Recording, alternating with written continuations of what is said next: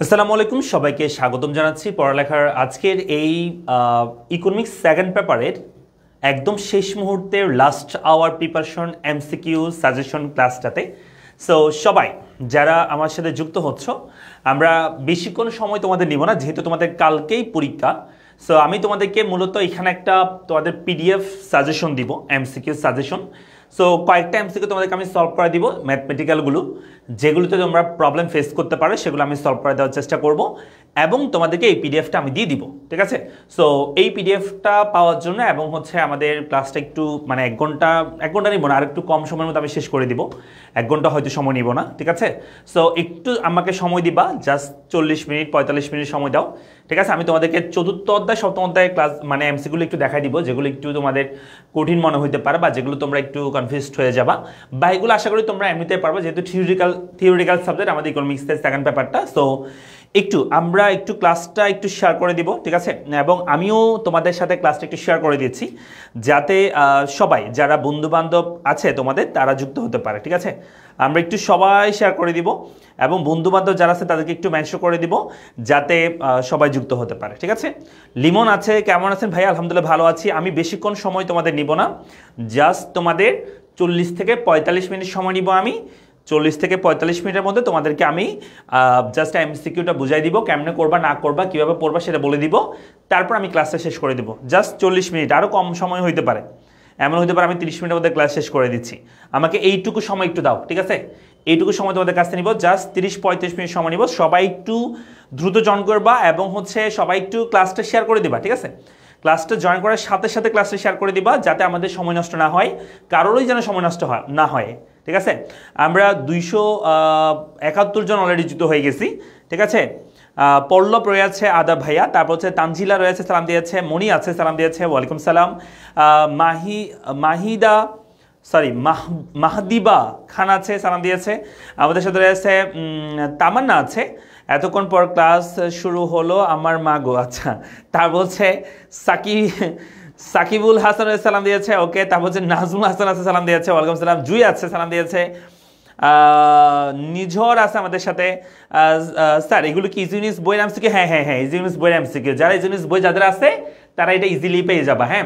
আর যাদের easy news বই নাই তারা এই পিডিএফটা আমরা দিয়ে দিব। এই ভিডিওর উপরে কমেন্ট বক্সে একটা গ্রুপের লিঙ্ক আছে, হোয়াটসঅ্যাপ গ্রুপের লিঙ্ক আছে, সেই গ্রুপে অ্যাড হয়ে যাবে, সেখানে আমরা এই পিডিএফটা দিয়ে দিব, ঠিক আছে? ক্লাসের পরে আমরা দিয়ে দিব, এবং তোমাদেরকে আমি সব কিছু বলে দিব, কেমনে তোমরা পড়বা এই পিডিএফটা, এবং সব কিছু বলে দিব, ঠিক আছে? তোমাদের জাস্ট এইটুকু কাজ, আমাকে 30 থেকে 40 মিনিট সময় দেওয়া, হ্যাঁ।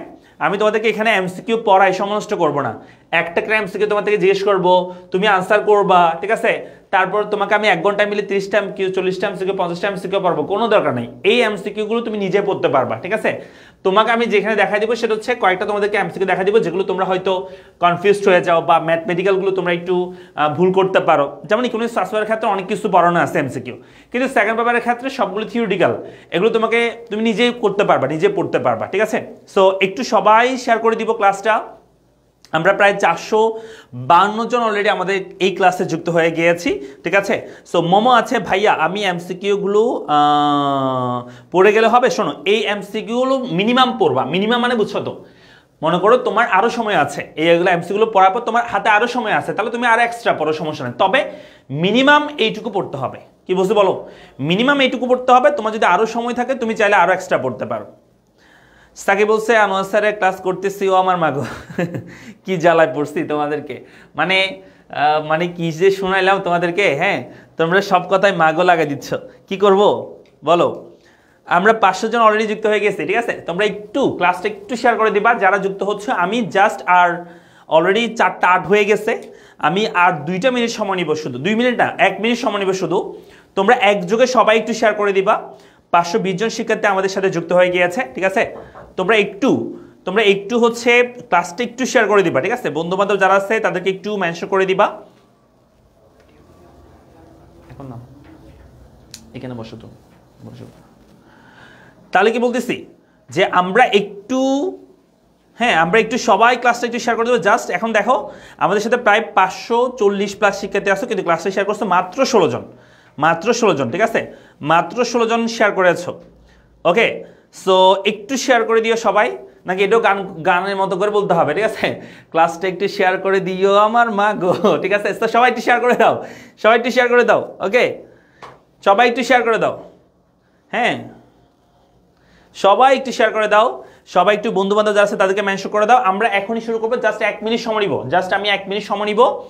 1 মিনিটের মধ্যে আমরা ক্লাসটা শুরু করব এবং তোমাদেরকে আমি সবকিছু বিস্তারিত বুঝাই বলবো যে তোমরা কিভাবে এই এমসিকিউগুলো কভার করবা, সবকিছু তোমাদেরকে আমি বুঝাই বলবো। ঠিক আছে, জাস্ট 1 মিনিট সময় নিব, 1 মিনিট, লাস্ট 1 মিনিট আমরা এখনই শুরু করে দিচ্ছি।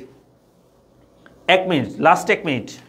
সবাই করে দিছো? সবাই শেয়ার করে, শেয়ার ডান লিখো একটু কমেন্ট বক্সে, সবাই শেয়ার করে একটু শেয়ার ডান লিখবা কমেন্ট বক্সে। হ্যাঁ, কালকে পরীক্ষা আমি জানি, তো জাস্ট আমি তোমাদের 30 মিনিট সময় নিব এই এমসিকিউগুলো তোমাদেরকে বুঝিয়ে দেওয়ার জন্য। 30 মিনিটস পর তোমাদের আর সময় নিব না আমি। ঠিক আছে, মানে 30 মিনিটস তোমরা শুধু আমাকে এই ক্লাসে সময় দিবা, এর বেশি না, সর্বোচ্চ 40 মিনিটস সর্বোচ্চ। দেখো, এইখানে আমি তোমাদেরকে প্রত্যেকটা চ্যাপ্টারের যে গুরুত্বপূর্ণ এমসিকিউ, সেই এমসিকিউগুলো তোমাদেরকে আমি দিয়ে দিয়েছি। সো যাদের কাছে ইজিকিউনিস বইটা আছে, হ্যাঁ, যাদের কাছে ইজিকিউনিস বইটা আছে, তোমরা তো ইজিলি এটা বইয়ের মধ্যে পেয়ে যাবা। কেমন? এমসিকিউগুলো বইয়ের মধ্যে তোমরা পেয়ে যাবা। যাদের মধ্যে ইজিকিউনিস বই নাই, তারা এই ভিডিওর কমেন্ট বক্সে উপরে একটা হোয়াটসঅ্যাপ গ্রুপের লিঙ্ক আছে, সেই গ্রুপে অ্যাড হয়ে যাবে, সেখানে তোমরা পিডিএফটা পেয়ে যাবা। শোনো, এখানে আমি ইকোনমিক্স সেকেন্ড পেপারে দ্বিতীয় পত্রের টোটাল 800, হ্যাঁ 800 চেয়ে একটু বেশি হবে, 800 প্লাস তোমাদেরকে আমি কি দিয়েছি? এখানে আমি তোমাদেরকে 800 প্লাস এমসিকিউ তোমাদেরকে আমি দিয়েছি। এখন তোমার প্রশ্ন, স্যার এতগুলো এমসিকিউ পড়ে কমন পাবো 30টা? আমি বলবো যে হ্যাঁ, 30টা পাওয়ার জন্য 800 এমসিকিউ কোনো ব্যাপার না। তুমি 30টা যেহেতু কমন পেতে চাচ্ছ এমসিকিউ, 800 এমসিকিউ এর প্রেক্ষিতে কোনো ব্যাপার না, এটা তোমাকে পড়তে হবে। তুমি যদি বড় করতে স্যার আমাকে 50টা এমসিকিউ দেন, তার মধ্যে 30টা আমি কমন চাই, এটা একদম ইম্পসিবল কথাবার্তা, এটা কখনোই সম্ভব না। ঠিক আছে, আবার এখানে যে 800 পড়লে যে 30টা পাবে এমনও না। তবে আমি বলতে পারি, তুমি যদি 800টা এমসিকিউ পড়ো, তোমার মিনিমাম 22-23টা কমন তো কনফার্ম পড়বে। হ্যাঁ, একদম হুবহু কমন হয়তো কনফার্ম পড়ে যেতে পারে 22-23টা। আর কিছু আছে যেগুলো তুমি এগুলো পড়ার মাধ্যমে তোমার কনসেপ্ট ক্লিয়ার হলে তুমি এমনিতে পারবা। কেমন? সো আমাদেরকে যেটা করতে হবে সেটা হচ্ছে এই 800 এমসিকিউ পড়তে হবে আজকের মধ্যে, আজকে রাতের মধ্যে। কেমনে পড়বো স্যার? কিভাবে পড়লে আমরা পারবো? শোনো, আমি যদি মনে করি যে তুমি 1 ঘন্টায় তুমি কয়টা এমসিকিউ পড়তে পারো, আমাকে একটু বলো তো। 1 ঘন্টার মধ্যে তুমি কয়টা এমসিকিউ পড়তে পারো? দেখি সবাই একটু কমেন্ট বক্সে জানাও। 1 ঘন্টার মধ্যে তুমি কয়টা এমসিকিউ পড়তে পারো? কখন দেখছো এটা? ক্যালকুলেট করছো যে 1 ঘন্টার মধ্যে তুমি কয়টা এমসিকিউ পড়তে পারো? ক্যালকুলেট করছো কিনা? 1 ঘন্টার মধ্যে তুমি কয়টা এমসিকিউ পড়তে পারো, এটা তুমি কখনো ক্যালকুলেট করছো? একটু আমাকে বলো। 1 ঘন্টার মধ্যে কে কয়টা পারো একটু আমাকে বলতে হবে, দ্রুত কমেন্ট বক্সে বলো। 1 ঘন্টার মধ্যে কে কয়টা এমসিকিউ পড়তে পারো? পিচ্ছি আমাদেরকে বলছে রাজশাহী বোর্ড, সব বোর্ড। সাবির বলছে 100টা পড়তে পারি 1 ঘন্টায়।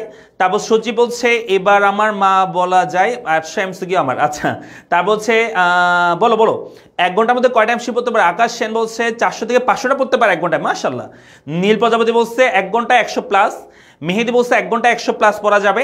তারপর হচ্ছে ওকে, তারপর হচ্ছে আকাশ সেনা বলছে 1 ঘন্টায় 400-500 পড়া যাবে, মাশাআল্লাহ। আমি যেটা স্ট্যান্ডার্ড মনে করি যে 1 ঘন্টায় তুমি যদি চেষ্টা করো আর কি, তুমি 1 মিনিট চেষ্টা করলে বুঝতে পারবা যে তুমি কয়টা পারতেছো। কিভাবে চেষ্টা করবা জানো? সেটা হচ্ছে তুমি 1 মিনিট যদি পড়ো, দেখবে তুমি 1 মিনিটে মিনিমাম 3-4টা এমসিকিউ তুমি পড়তেই পারবা। 1 মিনিটে যদি 3-4টা হয়, আমি যদি 3টাই ধরি, তাহলে 3×18 180টার মতো, প্রায় 200টার মতো তুমি 1 ঘন্টায় কভার করতে পারবা।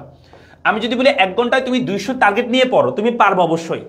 তুমি জাস্ট টার্গেট নিয়ে পড়বা, 1 ঘন্টায় আমি 200 এমসিকিউ পড়বো।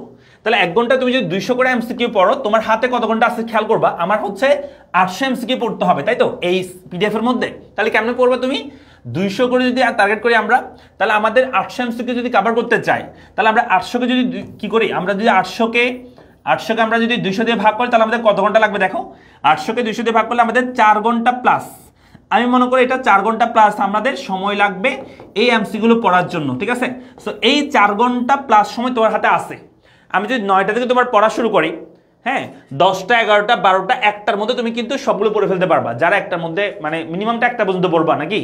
অথবা তুমি যদি 12টার মধ্যে ঘুমায় যাও, সকাল উঠে যদি তুমি চাও যে না বাকিগুলো তুমি পড়বা, তাও তুমি করতে পারো। তুমি সকালে উঠেও তুমি বাকিগুলো পড়তে পারো, কোনো সমস্যা নাই। ঠিক আছে, তবে তোমাকে মানে তুমি মনে করো এখন রাতের 12টা পর্যন্ত পড়ছো 3 ঘন্টায়, বাকি 200 তুমি সকাল উঠে পড়ো, কোনো সমস্যা নাই। ঠিক আছে, তবে আমি দেখতেছি তোমার 800টা এমসিকিউ পড়ার মধ্যে স্কোপ আছে এখনো। ওকে, আমি সেজন্য টাইমটা বেশি নিব না, বেশিক্ষণ তোমাদের ক্লাসে সময় নষ্ট করবো না। তোমরা প্রতি ঘন্টায় 200 করে এমসিকিউ পড়বে। এখানে টোটাল 800টা এমসিকিউ আছে এই পিডিএফ এর মধ্যে, সেটা তোমাদেরকে আমি হোয়াটসঅ্যাপ গ্রুপে দিয়ে দিব, উপরে ডেসক্রিপশনে হোয়াটসঅ্যাপ গ্রুপ আছে, সেখানে তোমরা পেয়ে যাবে। আর এখানে যেহেতু ইকোনমিক্সের সবকিছু থিওরিটিক্যাল, শুধুমাত্র 2টা চ্যাপ্টার আমাদের ম্যাথ আছে, চতুর্থ এবং হচ্ছে সপ্তম অধ্যায়। সো চতুর্থ এবং সপ্তম অধ্যায় যেহেতু ম্যাথ আছে, সো চতুর্থ এবং সপ্তম অধ্যায় তোমরা হচ্ছে কি করবা, যে আমি তোমাদেরকে কিছুটা দেখাই দিচ্ছি চতুর্থ আর সপ্তম অধ্যায়গুলো তোমরা কেমনে সলভ করবা, ঠিক আছে? ওকে, আমি এখানে কয়েকটা তোমাদেরকে দেখা দিই, জাস্ট কয়েকটা দেখা দিচ্ছি। যেমন এখানে বলছে জীবন নির্বাহী খামারের ক্ষেত্রে কোনটি লক্ষণীয়। আমরা জানি যে খামারের একজন উদ্যোক্তা কি করে সবসময় চাই যে তার পরিবারের ভরণ পোষণের জন্য যে খামারটা করে থাকে সেটাকে আমরা বলি জীবন নির্বাহী খামার। তো পারিবারিক ভোগই একমাত্র উদ্দেশ্য থাকে এটার, এগুলো একদম সোজা। তারপর SYV এর পুনরূপ কি আনসার হবে হাই ইয়েল্ডিং ভ্যারাইটি, ঠিক আছে? মানে যেগুলো যেখানে আমরা বলতে পারি যে যেখানে আমাদের উৎপাদনটা অনেক হাই ইয়েল্ড হবে এবং ভ্যারাইটি থাকবে, এটাকে বোঝাচ্ছে। চলে এসেছি আমার স্যার গো, আচ্ছা তা বলছে সারা রাতেই পড়তে হবে আজকে, অবশ্যই পড়তে হবে। তোমাদের যদি ডেডিকেশন না থাকে, এগুলো পড়ার যদি উত্তেজনা না থাকে, ডেডিকেশন না থাকে, যে তোমার অ্যাম্বিশন না থাকে আমি কয়টা পড়বো, তাহলে তুমি পারবে না, কখনোই পারবে না পড়তে, ঠিক আছে? তোমাকে অ্যাম্বিশন থাকতে হবে যে আমি এগুলো কনফার্ম আজকে শেষ করব, তখনই অ্যাপ্লাস হবে। অ্যাপ্লাস এমনি আসা না। ইকোনমিক্স সেকেন্ড পেপারের ক্ষেত্রে তুমি যতই কি করো, ভালো চেষ্টা করো না কেন, তোমার সিকিউতে নাম্বার কেটে ফেলবে স্যার, তোমাকে এমসিকিউতে নাম্বার গ্যাদার করে ফেলতে হবে। তোমাকে 30টার মধ্যে মিনিমাম 25 26 27 তোমাকে করতে হবে, মানে এমসিকিউ তোমাকে কারেক্ট আনসার করতে হবে, তখনই তুমি কি করতে পারবা, ভালো রেজাল্ট করতে পারবা। আরেকটা বিষয় তোমরা একটু ক্লাসে শেয়ার করে দিও, কেমন? 715 জনের মতো আছি আমরা, একটু শেয়ার করলে কিন্তু আমরা 1K এখনই হয়ে যাব। একটু শেয়ার করে দিলে সবাই, 700 একটু শেয়ার করে দাও ভাইয়া, হ্যাঁ একটু শেয়ার করে দাও সবাই।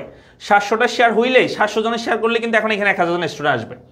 আচ্ছা, এখানে বলছে যে খামারের জমির পরিমাণ এত দেখো, তাহলে কোন খামার বলে, এগুলো আমরা পড়াইছি। হ্যাঁ, এগুলোকে আমরা বলে থাকি ক্ষুদ্র আয়তন খামার। তারপর কৃষি পণ্যের পাইকারি বাজার কোন পর্যায়ের বাজারকে নির্দেশ করে থাকে, পাইকারি বাজার হচ্ছে মাধ্যমিক বাজার, ঠিক আছে? এগুলো আমরা থিওরি পড়ানোর সময় এই চ্যাপ্টার আমি পড়াইছি, প্রত্যেকটা আমি ধরে ধরে পড়াইছি। যারা আমার ক্লাসগুলো করছো, বিস্তারিত ক্লাসগুলো, আশা করি তোমরা সেগুলো ইজিলি আনসার করতে পারবা। আর টুকটাক কিছু বাইরে থেকে আসলে সেগুলো তোমরা এখানে এই পিডিএফগুলো পড়লে আশা করি পেয়ে যাবা, ঠিক আছে? এভাবে করে আমাদের দ্বিতীয় অধ্যায় শেষ হচ্ছে। আমরা হচ্ছে দ্বিতীয় অধ্যায়গুলো এখানে আসলে বোঝানোর মধ্যে কিছু নাই, তোমাকে পড়েই বুঝতে হবে। এখানে আমি তোমাকে সময় নষ্ট করার কোনো দরকার নাই, কালকে তোমার পরীক্ষা, আজকে তোমাকে আমি কোনোভাবে সময় নষ্ট করবো না, ঠিক আছে? তো আমরা এরপরে যাচ্ছি হচ্ছে পরবর্তীতে থার্ড চ্যাপ্টারে যদি বলি তোমাদেরকে, এটা গেলে আমাদের সেকেন্ড চ্যাপ্টার। থার্ড চ্যাপ্টার দেখো বাংলাদেশের কৃষি, বাংলাদেশের শিল্প। এখানেও সেম আমাদের হচ্ছে যে কি তোমাদের যে থিওরিটিক্যাল, যেহেতু তোমাকে নিজেকেই পড়তে হবে, যে যত বেশি কি করতে পারবে, একটু সময় দিয়ে ভালো করে মনে রাখতে পারবা পড়ে, তার সেই ভালো করতে পারবে। আর এগুলো তোমরা পড়ছো সবগুলো টপিক, তুমি একবার যদি চোখ বলে আসতে পারো 800 টাইমস থেকে, তাহলে তোমার ইনশাল্লাহ কালকে 22-24টা ডাইরেক্ট কমন পড়তে পারে। এর বাইরে হচ্ছে তোমার কিছু এই টপিকগুলো পড়লে তুমি সেগুলো এমনিতে আনসার করতে পারবে, এরকম কিছু উচ্চতরমূলক কি থাকে, কোয়েশ্চেন থাকে আর কি। হ্যাঁ, শেয়ার করে দিও সবাই, শেয়ার করে দিও, ওকে? আচ্ছা, তারপর এখানে বলছে সর্বাধিক চা উৎপাদিত হয় কোন জেলায়, ঠিক আছে? আনসার হচ্ছে সিলেটে সবচেয়ে বেশি উৎপাদন হয়। তারপর বাংলাদেশে তৈরি পোশাকের শিল্পে নিয়োজিত শ্রমিকের কত শতাংশ মহিলা? 80% মহিলা, 80%। এগুলো আমরা পড়াইছি, ঠিক আছে? তারপর হচ্ছে শিল্পদ্রব্য উৎপাদন উদ্দেশ্যে বিবেচনা শিল্পকে কয় ভাগে ভাগ করতে পারি? আমরা 4 ভাগে ভাগ করতে পারি, ঠিক আছে? তারপর হচ্ছে আর কি বলবো, আর কোনটা বলবো? তারপর হচ্ছে এই যে এটা বলছিলাম যে শিল্প প্রতিষ্ঠান ব্যক্তি মালিকানায় ছেড়ে দেওয়া হয় কত সালে? এটা আমি সরাসরি যখন আমি কি পড়াচ্ছিলাম, টপিক পড়াচ্ছিলাম, তখন আচ্ছা এটা একটু কারেকশন করে নিও, তখন আমি 1982 বলছিলাম, সেটা 1986 হবে। শিল্প প্রতিষ্ঠান কি করা হয়, মালিকানায়, ব্যক্তি মালিকানায় ছেড়ে দেওয়া 1986 সালে। হ্যাঁ, 2010 সাল অনুযায়ী শিল্পকে কয়বার, 2010 সালটা পড়ার দরকার নেই, 2016 সালেরটা পড়বা শিল্পনীতি। এবং আইটি মূলত ইনফরমেশন টেকনোলজি, ঠিক আছে? এগুলো তো সব পারবা, একদম সহজ। হ্যাঁ, এগুলো তোমরা একটু পড়ে নিবা। আমি থিওরিগুলো তোমাদেরকে বলতেছি না এই জন্য, কারণ তোমরা এগুলো এমনিতে পারবা, তোমাদেরকে আমি বোর করে বা সময় নষ্ট করে কোনো দরকার নেই। তারপর চলে আসি আমরা ফোর্থ চ্যাপ্টারে। এখানে আমি তোমাদের কিছু দেখাই দিব। ফোর্থ চ্যাপ্টারে আমি তোমাদের কয়েকটা এমসিকিউ একটু দেখাই দিব, সেগুলো তোমাদের জন্য মানে বেশি কাজে দিবে আর কি। আচ্ছা, একটা প্রথম এমসিকিউ একটু দেখা দিই। এখানে বলতে কোন একটি মানে কোন দেশের জনসংখ্যা 10 কোটি হলে ম্যালতাস জনসংখ্যার তথ্য অনুযায়ী 100 বছরের জনসংখ্যা কত হবে? মনে রাখবা, এখানে সিকোয়েন্সটা মনে রাখবা। হ্যাঁ, মনে রাখবা এরকম যে মানে কি কোন দেশের জনসংখ্যা 10 কোটি হলে ম্যালতাসের জনসংখ্যার তথ্য অনুযায়ী 100 বছরে কত হবে? তা আমরা জানি একটা সিকোয়েন্স 0 বছর, 25 বছর, 50 বছর, 75 বছর, 100 বছর হয়, তাই না? তো 0 বছর যদি 1 হয়, 0 বছর যদি 1 হয় 100 বছরে কত গুণ বৃদ্ধি পায় জনসংখ্যা সেটা মনে রাখতে হবে। আমি যদি বলি তোমার 0 বছরে, হ্যাঁ, অথবা 0 বছরে যদি 10 কোটি হয়, এখানে যদি 10 কোটি হয়, তাহলে আমি একটু আগে সিরিয়ালটা লিখে ফেলি। এটা হচ্ছে 1 1 ডাবল, এখানে 2 2 ডাবল 4 4 ডাবল 8 8 ডাবল 16, ঠিক আছে, 16 গুণ বৃদ্ধি পাবে। তাহলে 10 যদি হয়, 10 যদি 0 বছর হয়, তাহলে 100 বছরে কত গুণ বৃদ্ধি পাবে? তাহলে ওই 10 × 16 করে দিবা, এই 10 × 16 করে দাও, তাহলে 10 × 16 করে দিলে বের হয়ে যাবে। তাহলে 10 কোটিকে তুমি যদি 16 দিয়ে গুণ করে দাও, তাহলে আনসার বের হয়ে যাবে। 10 16 কত হয়? 10 16 কত হয়? 16 2 32, সরি, এটা 10 16 মানে হচ্ছে 160 কোটি হবে তখন আনসার, ঠিক আছে। অর্থাৎ এই যে আমরা এখানে ইয়াগুলো বলছি সেগুলো, দরজাটা খোলো তো, এখানে মনে কি আসছে।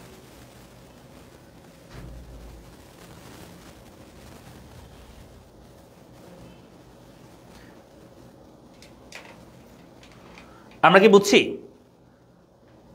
হ্যাঁ, 16 গুণ বৃদ্ধি পাবে। এই যে গুণটা খেয়াল করবা, কত গুণ? 0 বছরে যদি 1 হয়, 25 বছরে ডাবল হয়, এরপর এটা ডাবল, এর ডাবল এটা, এর ডাবল এটা, ঠিক আছে। তার মানে 0 বছরে যদি 10 হয়, তাহলে 100 বছর পর সেখানে তার 16 গুণ বৃদ্ধি পাবে, 16 গুণ, তাহলে 160 কোটি হবে। পারবো তো? এই ধরনের এই যে এগুলো হচ্ছে তোমার একটু তোমার কষ্টকর, বা এগুলো তোমার জন্য একটু কষ্ট হয়ে যেতে পারে অনেক সময় পরীক্ষায় আনসার করতে গিয়ে আর কি, ঠিক আছে। এরপর দেখো, এই যে এটা একটু খেয়াল করবা, বলছে কোনটি জ্যামিতিক হার। জ্যামিতিক হার মানে হচ্ছে যেটা ডাবল হয়ে বৃদ্ধি পাবে, 1 ডাবল 2 2 ডাবল 4 4 ডাবল 8 এভাবে করে বৃদ্ধি পাবে, এটাকে আমরা বলি জ্যামিতিক হার, ঠিক আছে। এটাকে আমরা কি বলি? জ্যামিতিক হার বলে থাকি, ঠিক আছে। তাহলে এখানে কোনটা হবে? 1 ডাবল 2 2 ডাবল 4 2 ডাবল 4, এটা হবে না।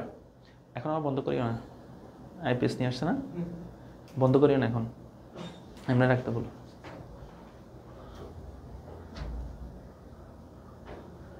ঠিক আছে, তারপর হচ্ছে আমরা বলতে পারি আর কোনটা, এই যে এটা একটু বলে দিচ্ছি। দেখো, এম বলছে এম সমান a minus O divide by O. তাহলে এম যদি প্লাস ধনাত্মক হয় তার মানে অধিক জনসংখ্যা, এম এর মান যদি ঋণাত্মক হয় তাহলে কম জনসংখ্যা, এম এর মান যদি শূন্য হয় তাহলে কাম্য জনসংখ্যা বলে থাকি। এগুলো একদম সহজ, ঠিক আছে, এগুলো পারবা। আর কোনটা দেখা দিব? এটা দেখো সবাই খেয়াল করো, এখানে বলছে 125 বছর পর ক দেশের জনসংখ্যা এবং খাদ্য উৎপাদনের পরিমাণ কত হবে। 125 বছর পর কথা হবে বলছে, তা আমরা তো সিকোয়েন্স জানি না। 175 এর পরে 100 বছর, 100 পরে 125 বছর, তাই তো 125 বছর কথা হবে বলছে। তাহলে এটা 8 এর পরে 16, 16 পরে এটা হবে 32, তাহলে এখানে হবে 32 জনসংখ্যা। ওকে, 32 কোনটা? এটা জনসংখ্যা হবে, আর খাদ্য হচ্ছে 4 5, এটা হবে 6, তাহলে 32 আর 6 হবে আনসার, ঠিক আছে। 32 আর কত হবে? 6 হবে। এই যে আনসার হয়ে গেছে, পারবো তো? আচ্ছা, এরপরে আসো, এরপর আমরা হচ্ছে এখানে এটা পারবা আশা করি, এগুলো পারবা। এই যে এটা একটু আমরা দেখিয়ে দিই, ম্যাথগুলো একটু দেখা দিচ্ছি আমি। বলছে একটি দেশে যেখানে 15 কোটি লোক বাস করে, দেশটির আয়তন 1 লক্ষ এত বর্গ কিলোমিটার, দেশটির জনসংখ্যা ঘনত্ব কত? জনসংখ্যা ঘনত্ব মানে হচ্ছে টোটাল পপুলেশনকে টোটাল এরিয়া দ্বারা ভাগ করবা। টোটাল পপুলেশনকে টোটাল এরিয়া দ্বারা তুমি যদি ভাগ করো তাহলে ডেন্সিটি অফ পপুলেশন তুমি পেয়ে যাবা। তাহলে এখানে 15 কোটিকে ভাগ করবা 1,50,000 দিয়ে ভাগ করে দিবা, তাহলে আনসার বের হবে এটা বের হয়েছে আর কি। হ্যাঁ, 2 নম্বরটা 1000 জন বাস করে, ঠিক আছে, এটা পাবা। এরপরে আর কোনটা বলবো? তোমাদের চোখে কোনোটা বাজলে আমাকে বলিও, যেটা পারবা না মনে হয় এরকম। হ্যাঁ, তাহলে এগুলো পারবা, এটা দেখা দিলাম। একটু আগে কেমন হবে সেটা তো বুঝছো তোমরা। আর কোনটা বলবো?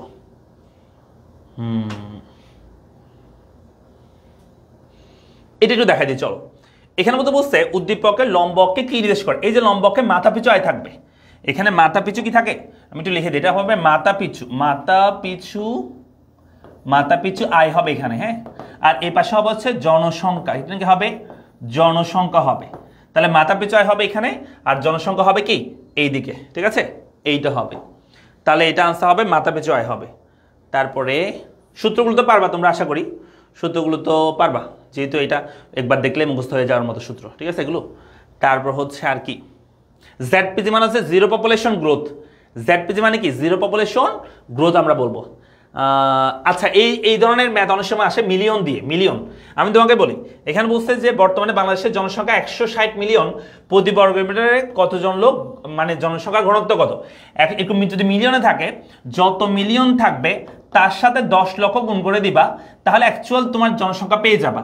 কারণ 1 মিলিয়ন সমান 10 লক্ষ, ঠিক আছে। তাহলে এর সাথে যদি গুণ করে দাও 10 লক্ষ, শূন্য লিখতে আবার ভুল করি না, 10 লক্ষের সাথে যদি এটা গুণ করে দাও তাহলে আনসারটা বের হয়ে যাবে। তাহলে আমরা যদি এটা গুণ করে দিই তাহলে আনসার হবে 106, এই 0 এখানে 0 রেখে দাও, এগুলো সব 0 রেখে দাও, তাহলে আমাদের আনসার বের হবে এগুলো। এটাই হচ্ছে আমাদের 16 কি হবে, এটাই আমাদের কি হবে 16 কোটি, হ্যাঁ 16 কোটি হচ্ছে আমাদের জনসংখ্যা হবে। তাহলে মিলিয়নে থাকলে সেটা হচ্ছে এভাবে লিখবা, মনে থাকবে। ওকে, তাহলে জনসংখ্যা ঘনত্ব হচ্ছে এটাকে তুমি 16 কোটিকে তুমি ভাগ করবে হচ্ছে বাংলাদেশের যে আয়তন 1,60,500 বর্গ কিলোমিটার, সে দিয়ে ভাগ করলেই আনসার বের হয়ে যাবে, ঠিক আছে। তারপরে আসো আর কি, আচ্ছা কোনটি জ্যামিতি খার, এটা পারবা, এটা বলছি অলরেডি আমি। আচ্ছা আরটা আমি লিখে দিচ্ছি, সেটা তোমরা একটু খেয়াল করবা।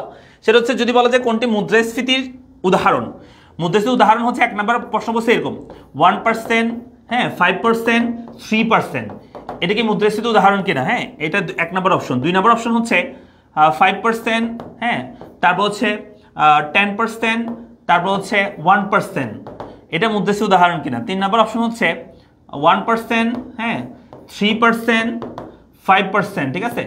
আরেকটা দিচ্ছে হচ্ছে এরকম, আরেকটা দিচ্ছে হচ্ছে এরকম 10%, 5%, 3%, ঠিক আছে। তো এটা এখানের মধ্যে কোনটা মুদ্রাস্ফীতির এক্সাম্পল, এখানে কোনটা মুদ্রাস্ফীতির উদাহরণ, আনসার করো দ্রুত। এখানে কোনটা মুদ্রাস্ফীতির উদাহরণ হবে, এখানে কোনটা মুদ্রাস্ফীতির উদাহরণ হবে, দ্রুত বলো।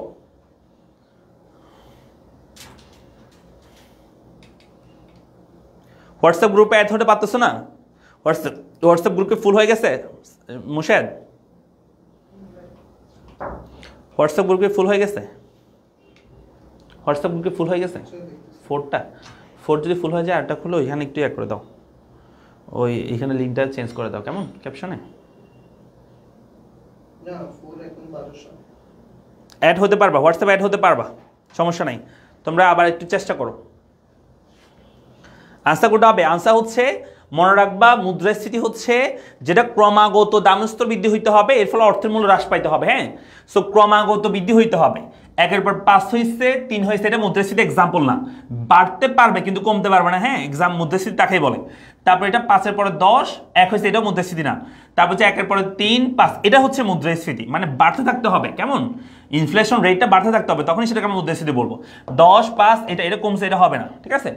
একবার বেড়ে কমছে অথবা কমতেছে এগুলো হবে না, সবসময় কি হতে থাকবে, বাড়তে থাকতে হবে, মনে থাকবে। তাহলে ইনফ্লেশন কোনটা হবে? 3 নাম্বারটা, 3 নাম্বারটা হচ্ছে ইনফ্লেশন রেট বা ইনফ্লেশনের এক্সাম্পল, ওকে। তারপরে এটা হচ্ছে 3rd চ্যাপ্টারটা আমি এখানে বলে ফেলছি মনে হয় না, আচ্ছা যাই হোক 7th চ্যাপ্টারটা এখানে বলে ফেলছি, তো যদি এখানে প্রয়োজন হয়।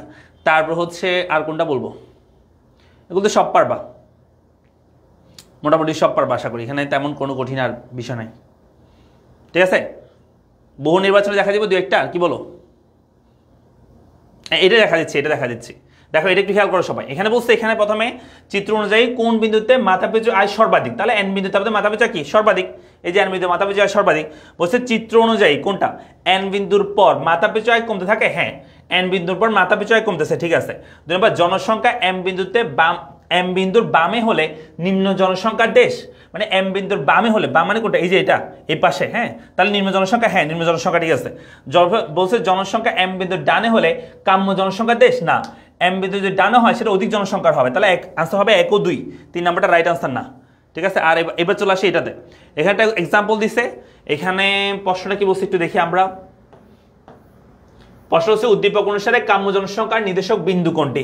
দেখো এই চিত্রের মধ্যে কাম্য জনসংখ্যা, যদি এখানে একটু কনফিউজিং বলতে এখানে মাঝামাঝি যদি চিত্রটা বিন্দুটা হইতো তাহলে ভালো হইতো, বুঝছো।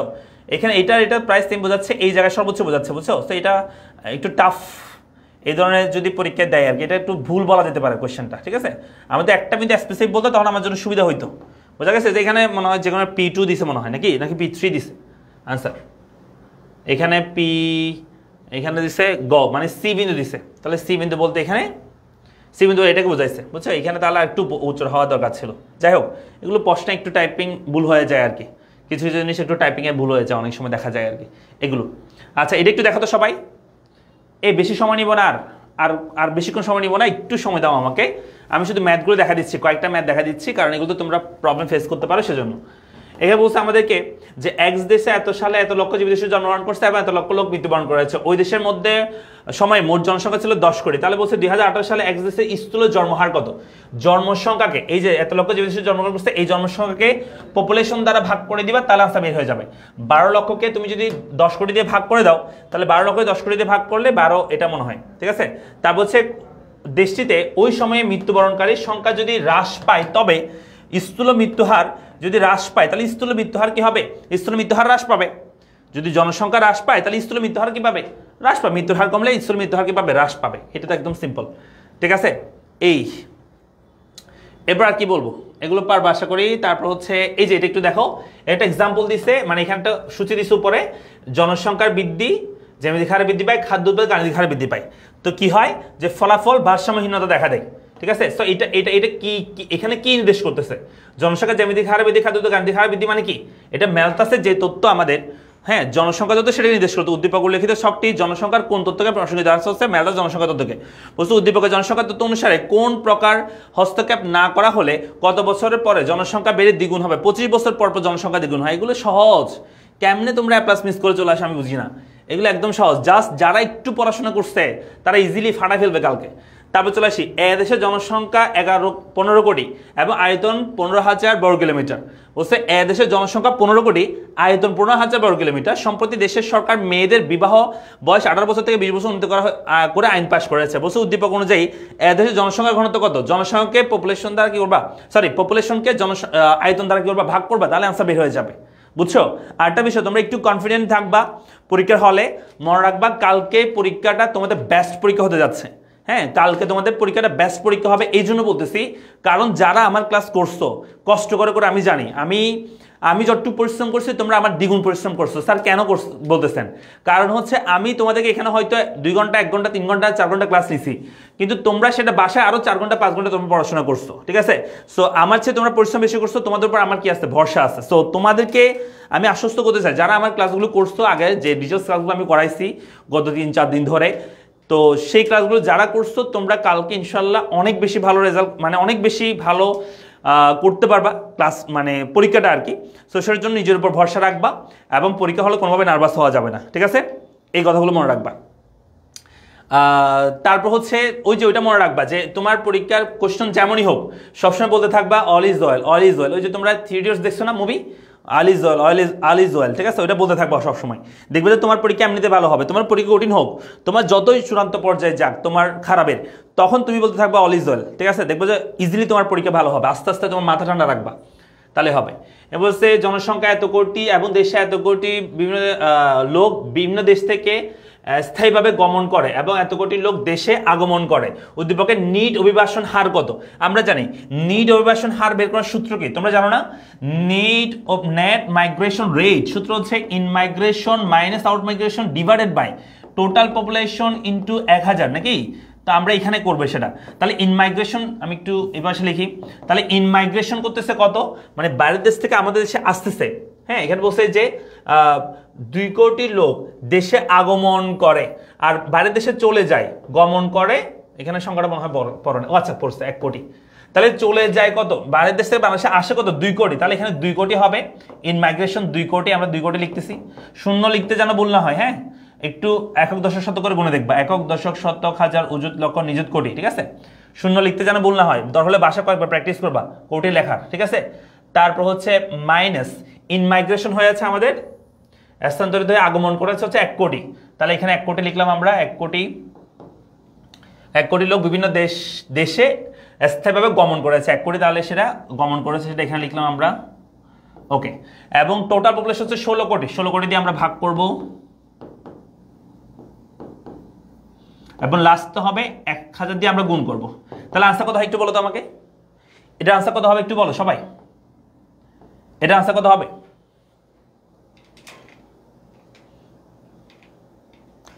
আরেকটা বিষয় শোনো, তোমাদের সেকেন্ড পেপার একটু প্রশ্ন কঠিন হইতে পারে।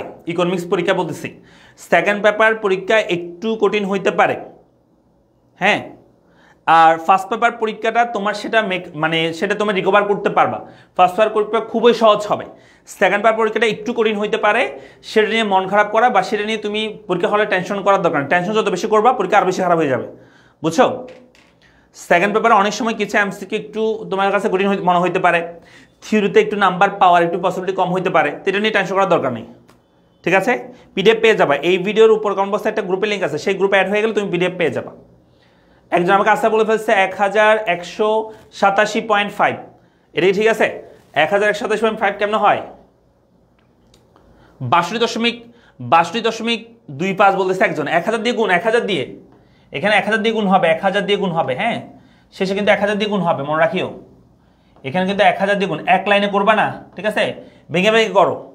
তাহলে 1 কোটিকে 16 দিয়ে ভাগ করবা, তাহলে 1 কোটিকে যদি 16 দিয়ে ভাগ করো মানে 1 কে 16 দিয়ে ভাগ করার মতোই আসলে, ঠিক আছে, 1/16, তাহলে ইন্টু 1000 আসা হবে 62.5, এখানে 62.5 আছে, এখানে আছে 6.25, এটা মনে হয় একটু ইয়া দেওয়া আছে, এখানে 62, এখানে দশমিকটা এখানে হওয়ার কথা, বুঝছো, 62.5 হবে এটা, ঠিক আছে, আনসার 62.5, আনসার হচ্ছে 62.5, এখানে দশমিকটা এখানে হবে, এটা ভুলে প্রিন্টিং মিস্টেক হয়েছে, তাহলে এটাই দশমিকটা পরে হবে। এরপরে চলে আসি, আর কোনটা দেখাবো, আশা করি এগুলো পারবা। আর এটা তো চিনো না, এটা হচ্ছে ম্যালথাসীয় চক্র, যেখানে একটা দেশে জনাধিক্য দেখা দেয়, তারপর সেখানে প্রাকৃতিক নিরোধ হয়, আবার সেখানে জনসংখ্যা খাতের মধ্যে ভারসাম্য ফিরে আসে, আবার জনাধিক্য দেখা দেয়, এভাবে কিন্তু এটা ঘুরতে থাকে, তাই এটাকে আমরা চক্র বলি, কি বলি, চক্র বলি, বুঝা গেছে। আবার বলতেছি, হ্যাঁ এটা ভয় দেখাচ্ছি না তোমাদেরকে আমি বাস্তবতা বলতেছি। সাধারণত ইংলিশ মানে ইকোনমিক্স সেকেন্ড পেপারটা প্লাস বেশি মিস হয় স্টুডেন্টদের ফার্স্ট পেপারের তুলনায়, সেটা তোমাকে বাস্তব কথা বলতেছি। আচ্ছা আমি আর দেখাচ্ছি না, ফোর্থ চ্যাপ্টার আর দেখাচ্ছি না, আমরা চ্যাপ্টার 7-এ কয়েকটা একটু দেখা দিই, এগুলো পারবা আশা করি তোমরা, ঠিক আছে, চ্যাপ্টার 7-এ কয়েকটা একটু দেখা দিই, চলো।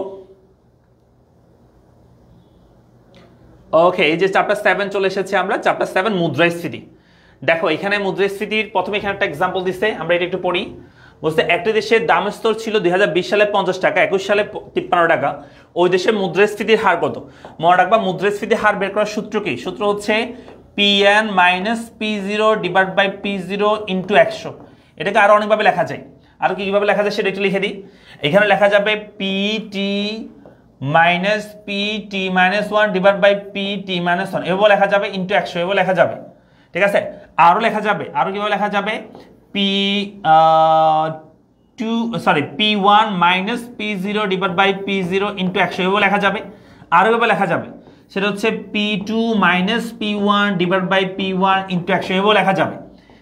চারোটাই কিন্তু same, PN - P0 / P0, PT - PT - 1 / PT - 1 × 100, P1 - P0 / P0 × 100, P2 - P1 / P1 × 100, এগুলো সবই সেম সূত্র, যে কোনো সূত্র পরীক্ষা আসতে পারে, যে কোনো একটা বলতে পারে পরীক্ষায়, ঠিক আছে, একই কথা। তাহলে আমরা একটু মানটা বের করে চলো। এখানে আমাদের PR মানে হচ্ছে আমাদের হিসাব বছরে যেটা আমস্ত সেটা, এখানে 2020 আসছে, 2021 আসছে, হিসাব বছর কোনটা, যেটা আপডেট বছর সেটা। 21 সালে আমাদের 53 টাকা ছিল, তাহলে এখানে আমরা PR বসাবো 53, এবং P0 কত বসাবো, P0 হচ্ছে 50 বসাবো, এবং 50 দিয়ে আমরা ভাগ করব, 100 দিয়ে আমরা কি করব, গুণ করব। তাহলে আসলে উপর হবে 3/50 × 100। তাহলে তোমরা আমাকে বলো 3 কে 50 দিয়ে যদি ভাগ করি, 100 দিয়ে গুণ করে কত হয়? আমরা যদি 3 কে, হ্যাঁ 3 কে আমরা যদি 50 দিয়ে ভাগ করি, 3/50 × 100 যদি করি, তাহলে আনসার হচ্ছে 6%। কত পার্সেন্ট? 6% হচ্ছে আনসার আমাদের, 6%।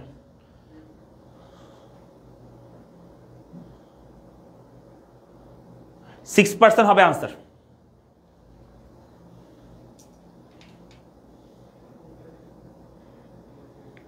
ঠিক আছে, হয়েছে, ওকে ফাইন। তো আমরা এরপরে দেখো, এরপর হচ্ছে কোনটা দেখাবো, এটা দেখাবো, এটা দেখো, এটাও সেম। এখানে বলছে 2019 সালে একটি পণ্যের দাম ছিল 50 টাকা, 2020 সালে ওই পণ্যের দাম বৃদ্ধি পেয়ে 60 টাকা হয়েছে। তাহলে তুমি এটা কি করবা, মুদ্রাস্ফীতি হার বের করবা, ওই যে সূত্র সেম। তাহলে আমি সূত্র না লিখে সরাসরি আনসারটা বলি। আনসারটা কি হবে, আনসার হচ্ছে এটা আমাদের হিসাব বছরে 60, আগে ছিল 50 দিয়ে ভাগ, 100 দিয়ে গুণ, তাহলে আনসার উপরে 10 এখানে হবে 100, এখানে হবে 50, ঠিক আছে। 10 দিয়ে ভাগ করলে হবে 20%। কত পার্সেন্ট হবে? 20%। আনসার হবে 20%, ঠিক আছে, আনসার এটা হবে। ওকে, তাহলে এভাবে করে আমরা মুদ্রাস্ফীতির হার নির্ণয় করব। তাহলে মুদ্রাস্ফীতি পরিমাপের পদ্ধতি, এখানে মুদ্রাস্ফীতি পরিমাপ পদ্ধতি। আচ্ছা, তারপরে আর কোনটা বলবো, এই যে দেখো আমি যে এক্সাম্পল দিচ্ছি সেটা এখানে আছে, এই যে কোনটি মুদ্রাস্ফীতির উদাহরণ কোনটি, দেখছো? তাহলে 1 2 3 এটা, নাকি 1 5 3 এটা, নাকি হচ্ছে তোমার 1 8 2 এটা, নাকি 10 1 2 এটা? আনসার হচ্ছে এক নাম্বারটা, যেটা 1 2 3 বলছিল সেটা। এই যে দেখো 1 2 3 যেটা, সেটা হচ্ছে আমাদের এক্সাক্ট আনসার, এই 1 2 3টা।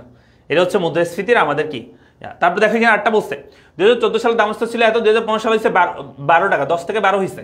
তাহলে আবার সেম মুদ্রাস্ফীতির সূত্র ইউজ করবা, মুদ্রাস্ফীতির হারের সূত্র ইউজ করবা। এই দেখো এই যে আমি একটু আগে সূত্র লিখে দিয়েছি, কেন লিখে দিয়েছি সেটা দেখো। কারণ পরীক্ষা এইভাবে করে আসে, পরীক্ষায় 4টা সূত্র লিখে দিছি না, কোনটা সঠিক।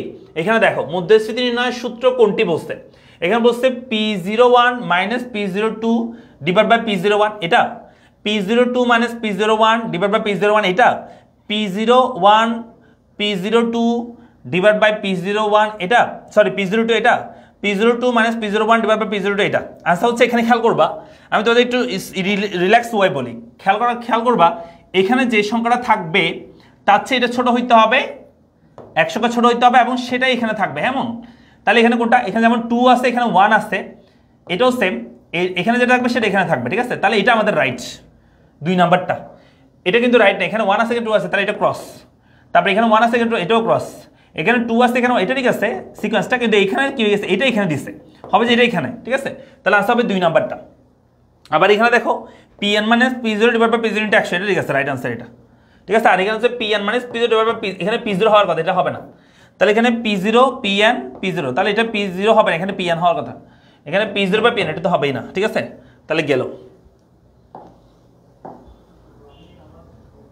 এরপরে কোনটা বলবো, সূত্রগুলো পারবা আশা করি, হ্যাঁ তোমরা একটু চেষ্টা করলে পারবা।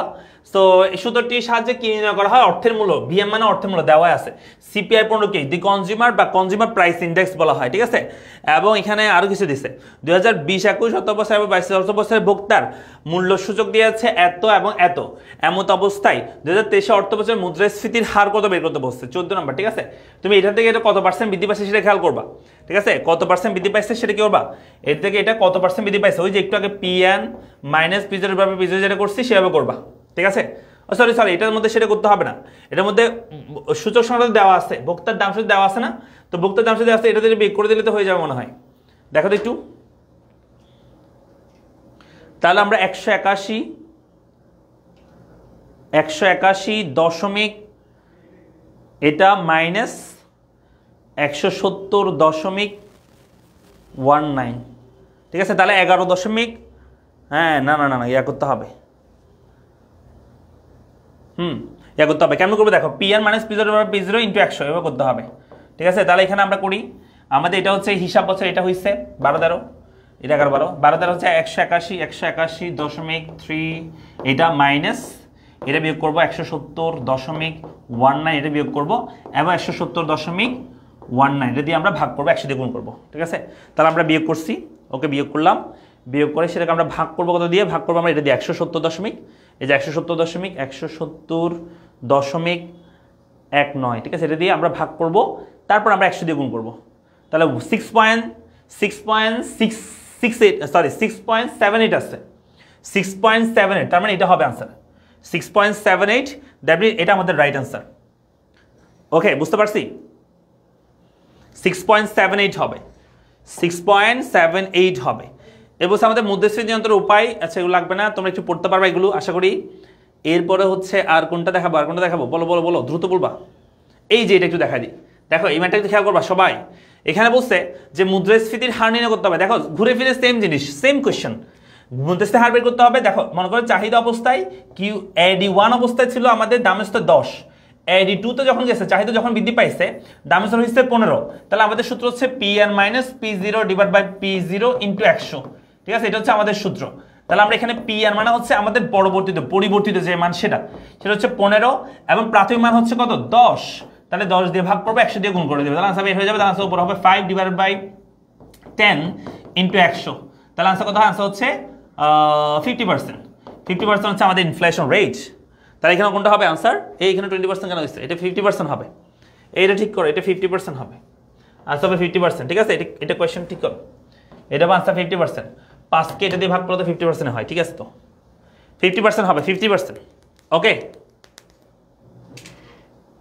এটা কারেকশন করে নিও, এটা 50% হবে, এটা 4 হবে আনসার, 4 50%। তারপর আসো, এরপর এখানে আর কোনটা দেখাবো, আচ্ছা এখানে আরেকটা বুঝতে আচ্ছা, এখানে বলছে যে উদ্দীপক অনুসারে 1 বছরের মধ্যস্থি হার কত। এখানে অর্থ বছরের দাম ছিল এত, এখান থেকে এত হয়েছে, তাহলে মধ্যস্থি হার কত, এটা থেকে বিয়োগ করবা, বিয়োগ করে আবার 5 দিয়ে ভাগ করবা। তাহলে 1কে তুমি যদি 5 দিয়ে ভাগ করো তাহলে আনসার বের হয়ে যাবে। 1কে 5 দিয়ে ভাগ করলে আনসার হবে 20% আনসার। মানে এটা হিসাব বছর, এটা বৃত্তি বছর। 6 থেকে 5 বিয়োগ করলে হয় 1। ওই 1কে তুমি আবার বৃত্তি বছর দিয়ে ভাগ করবে না, ভাগ করবে না, তার মানে 1কে 5 দিয়ে ভাগ করলে আনসার 20% বের হবে। এগুলো করতে করতে তোমার মুখস্থ হয়ে যাবে। এগুলো জাস্ট তুমি যদি কয়েকদিন চেষ্টা করো তোমার সবগুলো আসলে মুখস্থ হয়ে যাবে। তোমরা হয়তো বুঝো না আর কি, ঠিক আছে, তোমরা তো বয়স কম, বুঝো না, ঠিক আছে। তা আমরা এখানে আরেকটা আছে, দেখো এটা একটু করি, এটাও সেম। তাহলে এটা দিয়ে বিয়োগ করবা, এটা দিয়ে ভাগ করবা, এটা থেকে বিয়োগ করবে, এটা দিয়ে ভাগ করবে, তাহলে 5কে 10 দিয়ে ভাগ করবা আর কি। বিয়োগফল হচ্ছে 5, এটা থেকে বিয়োগ করলে 5, 5কে 10 দিয়ে ভাগ করলে আনসার হবে 50%। এই যে আনসার 50, এই যে এটা ঠিক আছে আনসার, কেন ঠিক দিছে ওটাতে বলতেছিল। এটাও সেম, তাই এটা 10 থেকে 5 বিয়োগ করলে হয় 5, 5কে 5 দিয়ে ভাগ করবে আনসার হবে 100%। সরি, 5কে 5 দিয়ে ভাগ করলে আনসার হবে আবার দেখো একটু দেখো, একটু ঠিক করো একটু। তাহলে এখানে হবে আমাদের 10 - 5 ডিভাইডেড বাই 5, তাহলে আনসার হবে উপরে 5কে 5 বিয়োগ করলে হয় 5, 5কে 5 দিয়ে ভাগ করে 100 দিয়ে গুণ করো, তাহলে আনসার এখানে 100% হবে। কত পার্সেন্ট হবে এখানে, আনসার হবে 100%। এখানে 5% কেন দিছে, উদ্দীপকের মধ্যস্থিতির পরিমাণ কত, সরি, উদ্দীপকের মধ্যস্থিতির পরিমাণ কত টাকা বলছে। মধ্যস্থিতির পরিমাণ কত টাকা মানে কি, মধ্যস্থিতির পরিমাণ কত টাকা, এটা কেমন কথা। আচ্ছা, এটা মুদ্রাস্ফীতি হার বললে তো 100% মুদ্রাস্ফীতি হয়েছে, 5 থেকে 10 হয়ে গেছে, 100% মুদ্রাস্ফীতি হয়েছে। হ্যাঁ, এর মানে প্রশ্ন ভুল আছে, ঠিক আছে, এটা প্রশ্ন বলছে। এরপর আসো, এরপরে হচ্ছে আর কোনটা বলবো, বলো। এই দেখো 2000, হ্যাঁ এখানে একটু খেয়াল করবা, এখানে একটা বিষয় খেয়াল করো। এইরকম আমি তোমাদেরকে বলছিলাম যখন 1 বছরের বেশি ব্যবধান থাকবে, 1 বছরে যখন 16 থেকে এখানে 18 বছর দিচ্ছে, 16 সালে ছিল দামস্তার এত, 18 সালে হয়েছে দামস্তার, 1 বছরের বেশি ব্যবধান থাকলে তখন আগে এই সূত্র দিয়ে করবা, Pn - P0 divide by P0 into 100 এই সূত্র দিয়ে আগে করবা প্রথমে। হ্যাঁ, তাহলে এখানে আমরা আনসারটা বসাই, তার আনসার হবে 180 - 150 ডিভাইডেড বাই 150 ইন্টু 100 করার পর উত্তর মিলে গেলে দেখবা, তাহলে আনসার হবে উপরে 30 ডিভাইডেড বাই 150 ইন্টু 100, তাহলে আনসার বের হবে 30কে 150 দিয়ে ভাগ করো, তাহলে আনসার হবে 30 divided by 30 divided by 150 into 100, তাহলে আনসার হবে এখানে আনসার হচ্ছে 20%। আগে তুমি দেখবে এটা উত্তরে আছে কিনা, এটা উত্তরে আছে কিনা দেখবে, যদি উত্তরে থাকে তাহলে এটা রাইট আনসার, উত্তরে থাকলে। আর না থাকলে তখন আমি বলছি 1 বছরের বেশি ব্যবধান হলে যদি উত্তরের মধ্যে এই সূত্র দিয়ে না থাকে তখন তোমাকে ইয়ারের পার্থক্য দিয়ে এই উপরে জিনিসটাকে ইয়ারের পার্থক্য y1 - y0 করতে হবে, অর্থাৎ ইয়ারের পার্থক্য দিয়ে ভাগ করতে হবে। যেমন ধর এখানে 2018 2016, তাহলে এখানে 2018 লিখবো আমরা, মাইনাস 2000 কত লিখবো, 2016 লিখবো। তাহলে এই 30কে তোমাকে আগে 18 থেকে 16 বিয়োগ করলে 2 হয়, আগে 30কে তোমাকে 2 দিয়ে ভাগ করতে হবে। কেমন, আগে 30 করতে হবে, আগে 30কে তোমাকে 2 দিয়ে ভাগ করতে হবে, তাহলে আনসার হবে, এদিকে লিখতেছি 30কে 2 দিয়ে ভাগ করলে হয় 15, ওই 15কে 150 দিয়ে ভাগ 100 দিয়ে তখন গুণ করতে হবে, তাহলে আনসারটা বের হয়ে যাবে, তখন দেখা যাবে 10% বের হবে আনসার। কত পার্সেন্ট, 10%। তো এটা আরেকটু সহজ হয়ে বলি, এই জিনিসটা যদি না করতে চাও তুমি, এখানে যে আনসার বের হয়েছে, আনসার কত বের হয়েছে, 20% বের হয়েছে না একটু আগে আমাদের। বছরের পার্থক্য যেটা, মনে করো 18 থেকে 16 বের করলে হয় 2, তাহলে ওটাকে তুমি 2 দিয়ে ভাগ করে দিবা। বছরের পার্থক্য যদি 3 হয় তাহলে 3 দিয়ে ভাগ করে দিবা, তাহলে আনসারটা বের হয়ে যাবে সরাসরি। এই সূত্র y1 - y0 দিয়ে করলে যেটা আছে সেটাই, ঠিক আছে, জাস্ট এটা পার্থক্য দিয়ে বের করে দিবা। 120কে যদি 2 দিয়ে ভাগ করে দাও আনসার হবে 10%, দেখছো, এই যে আমরা এই সূত্র দিয়ে করছি, তো আনসার কত বের হয়েছে, 10% বের হয়েছে না, বোঝা গেছে। আর 3 বছর ব্যবধান হলে 3 দিয়ে ভাগ করে দিবা। তবে আমি বলছি কখন, যখন তুমি প্রথম সূত্র দিয়ে মিলবে না তখন তুমি এই সূত্র করবা, তখন তুমি ইয়ারের পার্থক্য দিয়ে আবার ভাগ করবে, সেটা যদি না মিলে, অপশন না মিলে।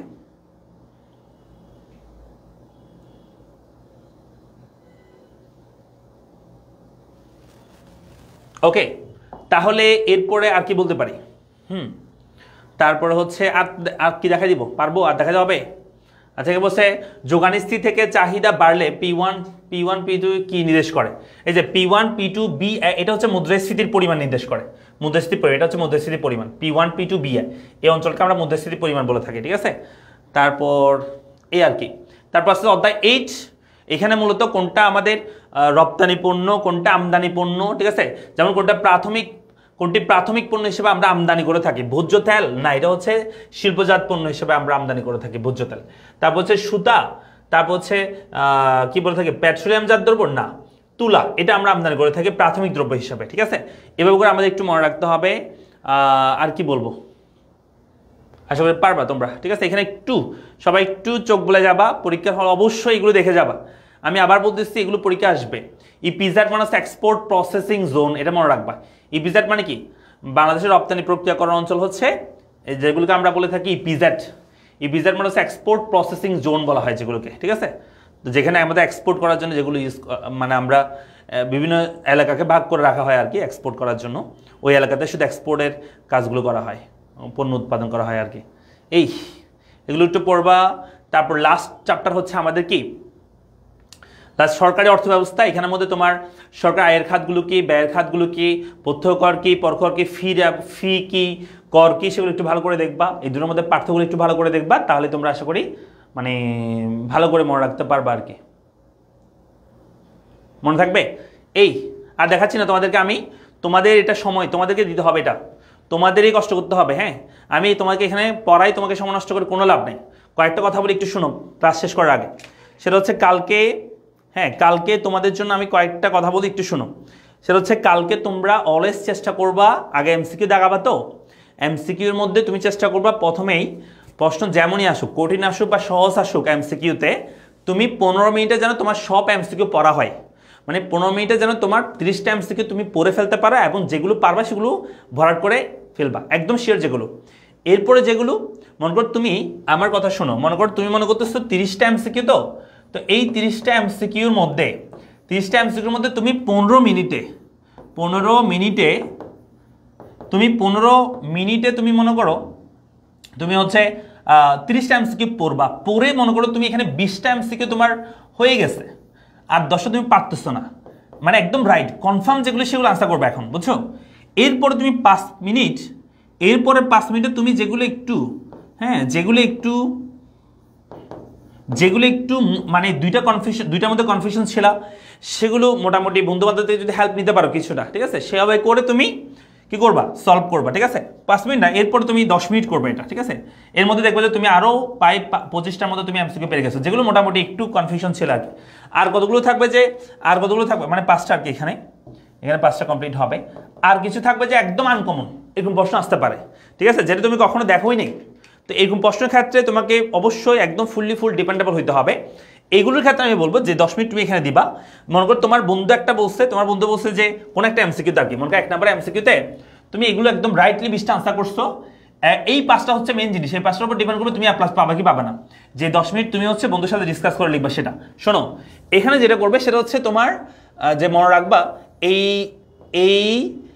মনে করো একটা এমসিকিউতে যেখানে তুমি মনে ধরছো, প্রথমবার পড়ার সময় তুমি মনে ধরছো এটার আনসার ক হইতে পারে, হ্যাঁ এটা তুমি একটা এভাবে করে একটা ডট দিয়ে রাখবা, পেন্সিল দিয়ে একবার ডট দিবা ভিতরে করে, যাতে স্যারে না দেখে, দূর থেকে যেন ওই ডটটা দেখা না যায় প্রশ্নের মধ্যে, কেমন, কারণ প্রশ্নের মধ্যে দাগ দেওয়া যাবে না সেজন্য। তো একটা ডট দিবা যেটা শুধু তুমি দেখবা, একদম কাছ থেকে তুমি দেখবা, আর দূর থেকে যেন কেউ না দেখে, জাস্ট একটা এভাবে করে একটা ফোঁটা দিবা, আর কিছু না। এবং ঘ প্রথমবার পড়ার সময়ই তুমি এই যেগুলো কনফিউশন থাকবে সেগুলোতে জাস্ট একটা তোমার যেটা মনে হচ্ছে এটা আনসার, সেটা একটা জাস্ট একটা ডট দিয়ে রাখবা, মনে করো একটা ডট দিয়ে রাখলাম আমি হইতে পারে। তুমি তোমার বন্ধুকে জিজ্ঞেস করলা যে 1-এর উত্তর কত হবে বা এই প্রশ্নের উত্তর কত হবে, সে বললো যে এটা খ হবে, আর দূরে গিয়ে খ লিখে দিবা না। হ্যাঁ, তোমার যদি মনে হয় যে না এই দুইটা আমারও কনফিউশন লাগতেছে, এটা হইতে পারে, তখন দরকার হলে আরেকজন থেকে জিজ্ঞেস করবা, কনফার্ম হয়ে আনসার করবা। এমনি গরুর মতো কি করবা না যে আরেকজন ওটা বসতে বিদায় সেটা রাইট লিখে দিবা না, ও যে কনফার্ম বলতেছে সেটা কোনো গ্যারান্টি আছে?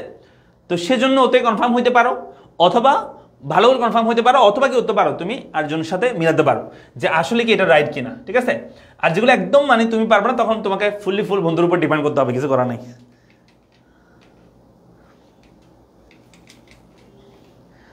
ঘাড় গুলোতে জানা, এটা একদম মিথ্যা কথা, এটা আমরা জানি।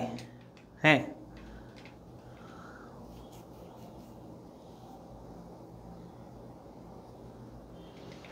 কথা বলতে এমসিকিউ এভাবে করবা। আচ্ছা গেলে এটা, এখন আসলে সিকিউর ক্ষেত্রে মেইন আমি তোমাদেরকে বলতেছি অলওয়েজ মনে রাখবা, প্রথম সিকিউটা তুমি 25 মিনিটে আনসার করবা, 25 মিনিট প্রথম সিকিউ।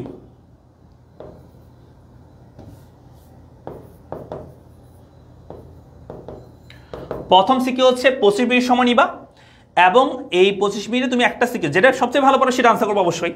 তারপর প্রত্যেকটা তুমি 20 মিনিট করে সময় নিবা, প্রথমটাতে 25 মিনিট, বাকি 6টা তুমি 20 মিনিট করে সময় নিবা, কেমন?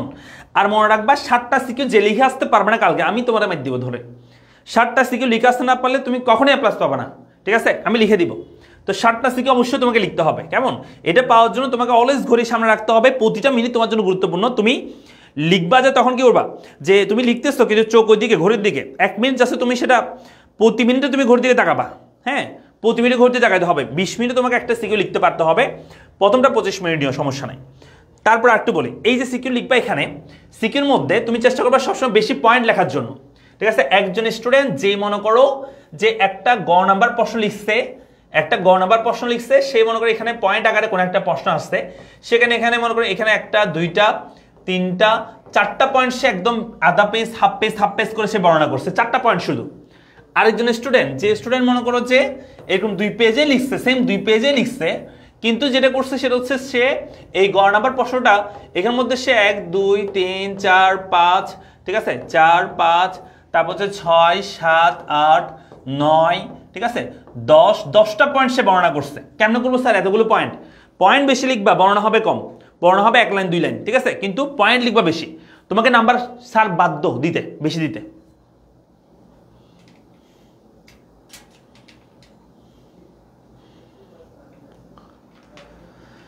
আমার পাশে যে বসে সে আমার থেকেও গাধা, এটা তোমার ভুল, ঠিক আছে? দেখবে যে পরীক্ষা সে তোমার চেয়ে ভালো রেজাল্ট করে ফেলছে, এমন হতে পারে। আবার তুমি যেটা পারো সেটা যে ও পারবে না এমন কিন্তু না। তো কিছু কিছু জিনিস তুমি কি করতে পারো, বুঝতে হবে তোমাকে। ঘড়ি নিয়ে যেতে জানেন এরকম কোনো, আমি তো কলেজ চিনি না। ঘড়ি তাহলে হলে আছে, হলে না থাকলে তুমি এরকম একটা ইয়াগুলো নিবা, কাটা দেওয়া ঘড়িগুলো নিবা, ঠিক আছে? আবার স্মার্ট ওয়াচ নিয়ে গেলে তো হবে না।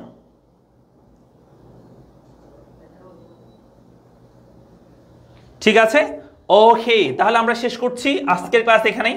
সো তোমাদের সবার জন্য শুভকামনা। তোমরা ভালো করে কি করো, যে কালকের পরীক্ষাটা দাও, এবং তোমরা এখনই কি করো, যে অনলাইন থেকে বের হয়ে যাবা, এবং হচ্ছে আমি যে পিডিএফটা দিচ্ছি হোয়াটসঅ্যাপ গ্রুপে দিয়ে দিচ্ছি এখনই, তোমরা সেখান থেকে ডাউনলোড করে সুন্দর করে বাসায় কি করো, এটা আজকে রাতের মধ্যে শেষ করবা, কমপ্লিট করবা। এই এমসিগুলো আজকে রাতের মধ্যে কমপ্লিট করবা, এবং হ্যাঁ আজকে রাতের মধ্যে কমপ্লিট করবা। ভাই হোয়াটসঅ্যাপে আইডি অ্যাড হওয়া যায় না কেন গো, এখন রাগ লাগতেছে। হোয়াটসঅ্যাপে যারা অ্যাড হতে পারে না আমাদেরকে মেসেজ দিও, হোয়াটসঅ্যাপ আমাদের পেজে মেসেজ দাও। হোয়াটসঅ্যাপে অ্যাড হতে না পারলে পেজে মেসেজ দাও, তোমাদেরকে অ্যাড করে দিবে যারা হোয়াটসঅ্যাপে অ্যাড হতে পারতেছো না, ঠিক আছে? সো শোনো, তোমরা এটা আজকে রাতের মধ্যে অবশ্যই কমপ্লিট করবা। এই পিডিএফটা তোমাদের আমি একটু সময় নিয়েছি, ঠিক আছে? এই মানে 1 ঘন্টার মতো প্রায় সময় নিয়ে ফেলেছি, ঠিক আছে, 52 মিনিট। সো তোমরা পিডিএফটা ভালো করে পড়ে অবশ্যই যাবা, আমি বলবো, ঠিক আছে? এখান থেকে ইনশাল্লাহ মিনিমাম তোমরা 20-22টা তো কমন পেয়ে যাবা। তবে সব যে কমন পাবে এমন না, এবং হুবহু নাও পেতে পারো, তোমার কাছাকাছি তো আসবে, হ্যাঁ? তো এরকম 20-22 তুমি কমন পেয়ে যাবো আশা করছি, ঠিক আছে? সো এটা তোমরা পাবা তখনই যখন তোমরা সবগুলো পড়ে যাবা আর কি, ঠিক আছে? সবার জন্য শুভকামনা, এবং তোমরা এখনই অনলাইন থেকে বের হয়ে যাবা পিডিএফটা ডাউনলোড করেই, এবং মানে ডাটা অফ করে পড়া শুরু করে দিবা, ঠিক আছে? আর হচ্ছে বড় স্ক্রিনে পড়বা, ল্যাপটপ বা এরকম থাকলে, আর যদি ছোটো স্ক্রিন থাকে কিছু করার নেই, ওটা দিয়ে পড়বা। আর হচ্ছে এখন আর কিছু করার দরকার নেই, কালকে পরীক্ষা দিয়ে এসে বলবা ভাইয়াকে, হ্যাঁ আমি পড়াইছি তোমাদেরকে এই কয়েকদিন, সো তোমাদেরকে আমি কতটুকু দিতে পেরেছি আমি জানি না, তবে আমার পক্ষ থেকে আমি সর্বোচ্চ চেষ্টা করছি।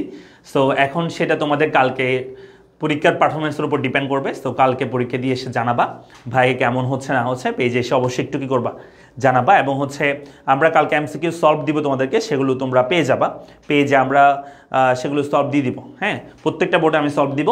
সো সবগুলো তোমরা পেয়ে যাবা কালকে, ঠিক আছে? কালকে পরীক্ষা দিয়ে এসে তোমরা পেয়ে যাবে। আর তোমরা ছবি তুলে আমাদেরকে হোয়াটসঅ্যাপে দিতে পারো, হোয়াটসঅ্যাপ বলতেছি, আমাদের পেজে মেসেজ দিতে পারো, তোমাদের বোর্ডের ছবি তুলে, মানে প্রশ্নের ছবি তুলে এমসিকিউ তোমরা বোর্ডের নাম লিখে আমাদেরকে হোয়াটসঅ্যাপে মেসেজ, ফেসবুকে মেসেজ করে দিলে, মেসেঞ্জারে, আমরা সেখান থেকে নিয়ে তোমাদেরকে আনসার করে দিব, ঠিক আছে?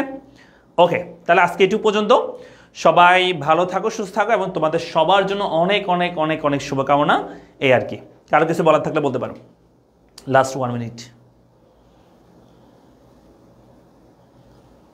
সিকিউ 30 মিনিট লাগলে তুমি সব আনসার করতে পারবে না।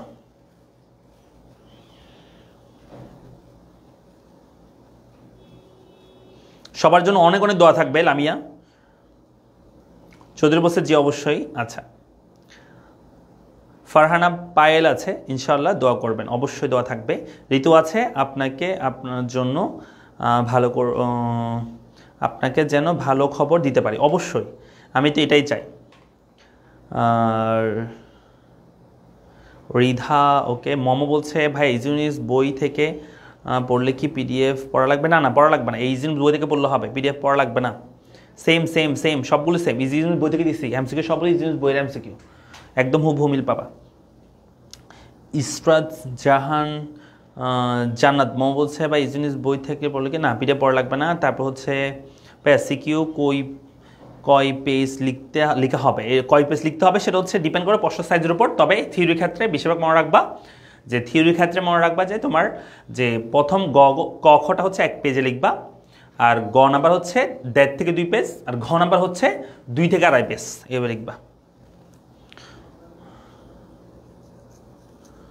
ইনশাল্লাহ। এক্সাম দিয়ে এসে ভালো একটা রিভিউ দিব, ভাইকে নিয়ে একটা পোস্ট করবা যদি তোমাদের পরীক্ষা ভালো হয়, ঠিক আছে?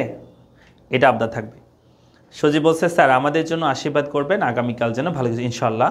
তারপর হচ্ছে মেহেদি আশীর্বাদ থাকবে। মেহেদি হাসান বলছে দোয়া করবেন স্যার, আল্লাহ হাফেজ আল্লাহ হাফেজ। তারপর সাফি আছে সালাম দিয়েছে, হোসেন আছে দোয়া করবেন, অবশ্যই দোয়া থাকবে। কন্টিনিউ চলো দেখাচ্ছে। হ্যাঁ তোমরা উপরে ডেসক্রিপশনে যে লিঙ্ক আছে ওই লিঙ্ক অ্যাড হয়ে যাবে, ওইখানে তোমাদের গ্রুপে দেওয়া হবে, তোমাদের সাজেশন দেওয়া হবে। নুহা আছে কোয়েশ্চেন দেখে কিভাবে বুঝবো যে সিপিআই বের করব না কখন P1 P2 এই শিওর বের করব? বুঝি না তোমার কথা, সিপিআই বের করব নাকি P1 P2 বলতে? জয় বলছে ভালো থাকবেন ভাইয়া, ভাবি দোয়া করবেন ভাইয়া আমাদের জন্য। আচ্ছা ঠিক আছে ভাইয়া ভাই ভালো, ঠিক আছে কালকে রিভিউ দেবে ইনশাআল্লাহ। তারপর যে সাদিয়া জানাত বলছে এতটুকু লিখলে 45 মিনিট লাগবে, লেখা স্লো করলে হবে না বাবা, লেখা তোমাকে স্পিড করতে হবে। 20 মিনিটের মধ্যে যতটুকু লিখতে পারো, 7টা থেকে তোমাকে সলভ অবশ্য। যদি খাতার লেখা যদি অনেক ছোটো হয় তাহলে হয়তো সেটা অন্য বিষয়। ভাইয়া পিডিএফ পাচ্ছি না ভাইয়া, পিডিএফ দিব আমরা এখন দিই নাই দিব ক্লাস শেষ করে আমরা দিচ্ছি। হ্যাঁ ওকে, তাহলে সবাই ভালো থাকো সুস্থ থাকো, দেখা হচ্ছে পরবর্তী ক্লাসে। এবং হচ্ছে আমরা ফার্স্ট পার্টের উপর আবারও আমরা ম্যারাথন ক্লাস নিব ইকোনমিক্সের, এবং তোমাদের অন্যান্য সাবজেক্টগুলোর উপর কিন্তু ম্যারাথন ক্লাস হচ্ছে, যেমন তোমাদের পরিণতি ক্লাস, ম্যানেজমেন্ট ক্লাস, সেগুলো কিন্তু হচ্ছে। হ্যাঁ কালকেও হবে, ঠিক আছে? সো এই আর কি, সবাইকে অনেক অনেক শুভকামনা, আশা করি সবাই ভালো করে পরীক্ষাটি দিবা, ঠিক আছে? এই আর কি, থ্যাংক ইউ সবাইকে। সবাই একটু ডাউনলোড করে সুন্দর করে পড়া শুরু করে দাও, 12টার মধ্যে 1টার মধ্যে কী করে ফেলবা, পড়া শেষ করে ফেলবা, ঠিক আছে? এমসিকিউ সবগুলো পড়ে ফেলবা। থ্যাংক ইউ সবাইকে, আসসালামু আলাইকুম।